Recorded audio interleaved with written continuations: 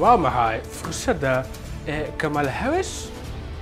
waa hagaagshii ay u hesho 270 codka elektaroolka waxay u baahan tahay si ay u ilaasho gobolada Joe Biden uu ku guulaystay 2020 aad u muhiim ah. waxay kaliya u baahan tahay Wisconsin, Michigan, Pennsylvania iyo Nevada si ay u hesho 270 codka elektaroolka si ay ugu guulaysato madaxtinimada Mareykanka. ama Nevada, Arizona, Georgia iyo North Carolina.